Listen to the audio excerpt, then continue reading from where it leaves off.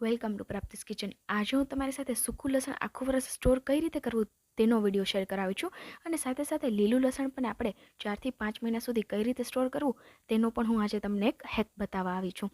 તો તેના માટે આપણે ઘરમાં રહેલું કઈ રીતનું લસણ ઉપયોગમાં લેવું, કેવું લસણ લેવું, કઈ રીતે સ્ટોર કરવું, કેટલા દિવસ સુધી સ્ટોર રહે છે, આ બધી જ માહિતી હું તમને આજે આ વિડીયોમાં જણાવીશ. તો જો પોસિબલ હોય તો સ્કીપ કર્યા વગર પૂરી માહિતી જાણવી હોય તો આ વિડીયોને જુઓ, જેથી તમે આખું વર્ષ એક સરખું લસણને છે તે સાચવી શકો અને લસણ જ્યારે મોંઘું થાય ત્યારે તમે આરામથી લસણનો ટેસ્ટ છે તે માણી શકો. તો તેના માટે આપણે અહીં આ રીતે લસણ લઈ લેવાનું છે. ઘરમાં જે કોઈ પણ લસણ હોય તેને લઈ લેવાનું, અને આ બધા લસણના આપણે જે ઉપરના ફોતરાનો એક્સ્ટ્રા ભાગ છે તે બધો જ આપણે કાઢી નાખવાનો છે. તો મેં અહીં અત્યારે 1/2 કિલો જેટલું લસણ લીધું છે, અને આ લસણને આપણે પહેલાં તો તેની કળીઓ છે તેને અલગ કરી લઈશું. તો તેના માટે ઉપરનો જો એક્સ્ટ્રા ભાગ છે ફોતરાનો તે બધો આપણે કાઢી લઈશું, અને આ રીતે એક એક કળીઓને આપણે અલગ કરી લેવાની છે. અને કળીઓમાં પણ જો કોઈ પણ એવી છાલ અથવા તો ફોતરાનો ભાગ ચોટેલો હોય એક્સ્ટ્રા તો તેને પણ કાઢી લેવો. તો આ રીતે આપણે એક એક કળીઓને અલગ કરી લઈશું, અને એક્સ્ટ્રા જેટલા પણ ફોતરા છે તે બધા જ કાઢી લઈશું.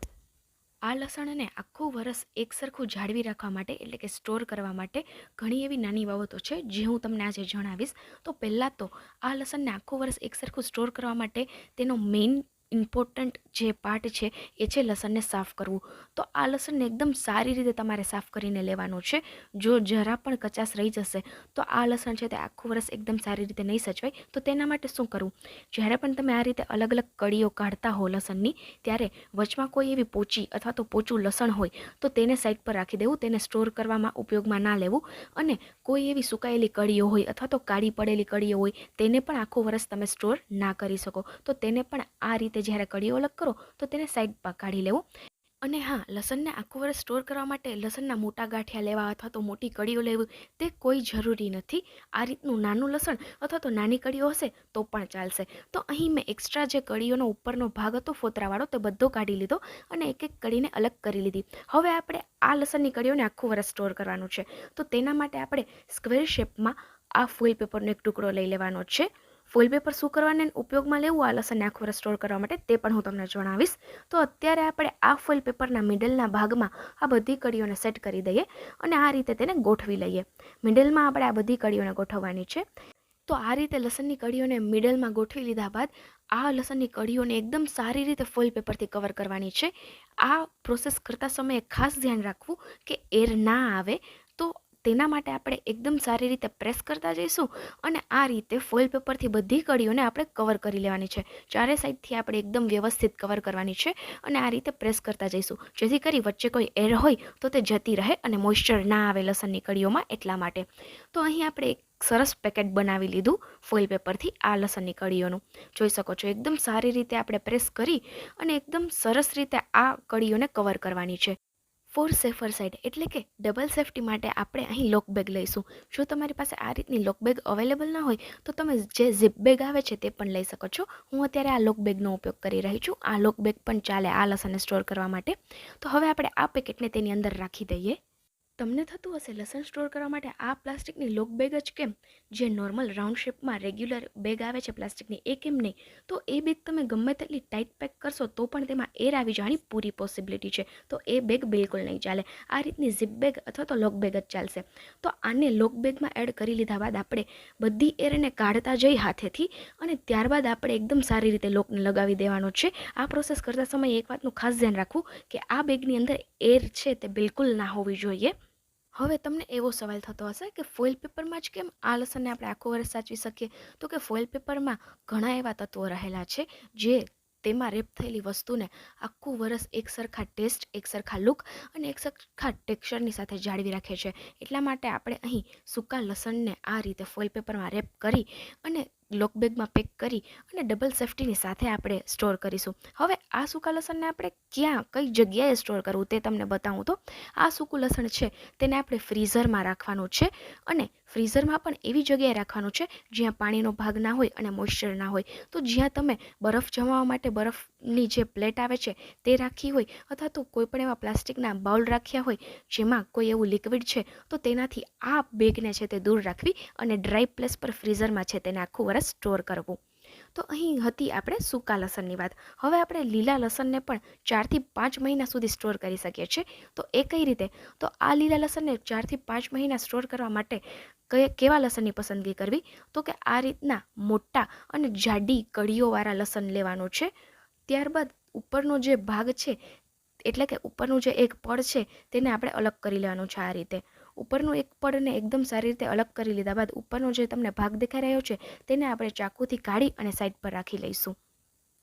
આ પ્રોસેસ થઈ ગયા બાદ હવે નીચે જ્યાં સુધી આ લસણનો કડક ભાગ છે ત્યાં સુધી લસણને રાખવાનું છે, અને જેવો પાંદડાનો પોચો ભાગ ચાલુ થાય ત્યાંથી આ લસણના પત્તા છે તેને કટ કરી દેવાના છે. એટલે કે આ લીલા લસણના જે પત્તા છે તેને કટ કરી અને આપણે સાઈડ પર રાખી દેવાના છે. હવે સાઈડમાં જે પોચા પાંદ અટેચ છે તેને પણ આપણે આ રીતે કાઢી લઈશું. તો એનો મતલબ એવો કે જેટલો પણ કડક ભાગ છે તેટલો જ આપણે સ્ટોર કરવાનો છે, અને જે પણ પાંદડાનો પોચો ભાગ છે તેને આપણે કાઢી અને સાઈડ પર રાખી દેવાનો છે. તો આ રીતે મોટી મોટી કળીઓવાળું આ લીલું લસણ છે તેને આપણે સાફ કરી લઈશું. તો મેં અત્યારે 250 ગ્રામ જેટલું લીલું લસણ લીધું છે. તમે ક્વોન્ટિટી એડજસ્ટ કરી શકો છો. અને આ રીતે આપણે લીલા લસણનું ઉપરનું જે એક પડ છે તેને અલગ કરી અને પાંદડાના જે ભાગ છે તેને પણ આપણે અલગ કરી લઈશું. અને આ પાંદડા છે તે વેસ્ટ નહીં જાય. હું આ પાંદડાની ચટણી બનાવી અને તેને જમવામાં ઉપયોગમાં લઉં છું. કઈ રીતે તેની ચટણી બનાવાય? તો કે આ પત્તાને એકદમ સારી રીતે ધોઈ મોટા મોટા ચોપ કરી અને આદુ, મરચાં, લીંબુ અને ખાંડ અને નમક એડ કરી અને તમે તેની એક ચટપટી ચટણી બનાવી શકો છો, જે ખાવામાં ખૂબ જ ટેસ્ટી લાગે છે. તો હું તો આ લીલા પાંદનો આ રીતે ઉપયોગમાં લઉં છું. તમે કઈ રીતે ઉપયોગ કરો તે મને કમેન્ટ સેક્શનમાં જરૂરથી જણાવજો. તો આ રીતે આપણે બધા લસણને એકદમ સારી રીતે સાફ કરી લેવાનું છે.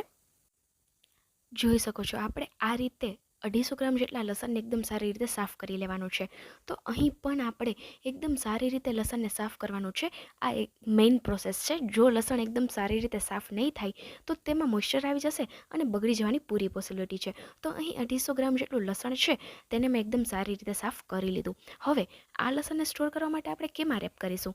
તો આપણે સૂકા લસણની જેમ આ લીલા લસણને પણ આપણે ફોઇલ પેપરમાં જ રેપ કરીશું. કઈ રીતે રેપ કરવું તે હું તમને બતાવું.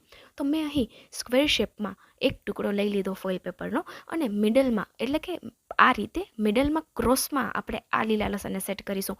થોડું ક્રોસમાં રાખવાનું છે. હવે આપણે એકદમ સારી રીતે બધી સાઈડથી આ લીલા લસણને કવર કરી લેવાનું છે ફોઇલ પેપરથી. અને આમાં પણ એ ખાસ ધ્યાન રાખવું કે એર ના આવે, એટલા માટે હાથેથી વચ્ચે વચ્ચે પ્રેસ કરતા જઈ અને આ લીલા લસણને એકદમ સારી રીતે ફોઇલ પેપરમાં આપણે રેપ કરી લઈશું.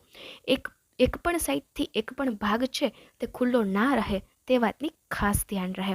તો હવે આપણે બધી સાઈડથી હાથેથી પ્રેસ કરતા જઈ અને એકદમ સારી રીતે લસણને છે તે પેક કરી લઈએ.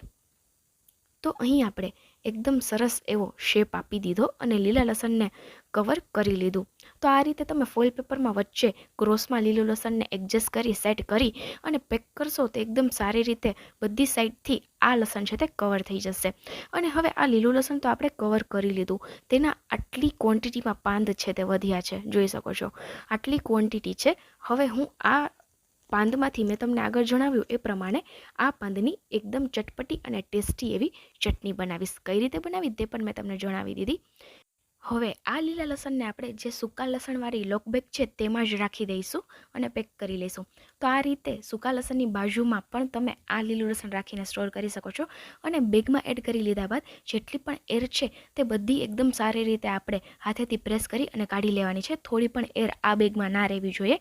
અને આ રીતે હાથેથી પ્રેસ કરતા જઈ અને આપણે લોક લગાવી લઈશું, જેથી કરી આપણું લસણ છે તે એકદમ સારી રીતે આખું વર્ષ સ્ટોર રહે અને લીલું લસણ છે તે 4 થી 5 મહિના સુધી એકસરખું જળવાઈ રહેશે. તો અહીં મેં તમને કેવું લસણ પસંદ કરવું, કેવી જગ્યા પર સ્ટોર કરવું, કઈ રીતે સ્ટોર કરવું અને કઈ રીતે તેને સાચવવું અને કઈ રીતે સાફ કરવું તે બધી ડિટેલ તમને અહીં પ્રોવાઈડ કરી દીધી છે આ વિડીયોમાં. તો જો તમે નાની નાની બાબતોનું ધ્યાન રાખી અને આ લસણને સાફ કરી અને સ્ટોર કરશો તો આખું વર્ષ તમે લસણનો ટેસ્ટ છે તે માણી શકશો. તો લસણ સસ્તું થાય ફટાફટ તેને સ્ટોર કરી લો. અને હજુ લીલું લસણ માર્કેટમાં અવેલેબલ છે તો તેને 4 થી 5 મહિના સુધી આ રીતે સ્ટોર કરી લો અને આખું વર્ષ તમે લીલા લસણનો અને સૂકા લસણનો ટેસ્ટ છે તે માણી શકશો. જો તમને વિડીયો ઉપયોગી લાગ્યો હોય તો ફ્રેન્ડ્સ એન્ડ ફેમિલીમાં શેર જરૂરથી કરજો. અને ચેનલ પર આવ્યા જ છો તો વિન્ટર સ્પેશિયલ ઘણા બધા રેસિપીના વિડીયોઝ પોસ્ટ થયેલા છે મારી ચેનલ પર. તો આજે જ જઈને ચેનલને વિઝિટ કરો, સબસ્ક્રાઈબ કરો અને બેલ આઇકન પણ પ્રેસ કરજો, જેથી કરી તમને આવા હેકના અને ખાસ કરીને હેલ્ધી અને ટેસ્ટી રેસિપીના વિડીયોની નોટિફિકેશન છે તે મળતી રહે. આવા બીજા ઉપયોગી હેક સાથે ફરી મળીશું.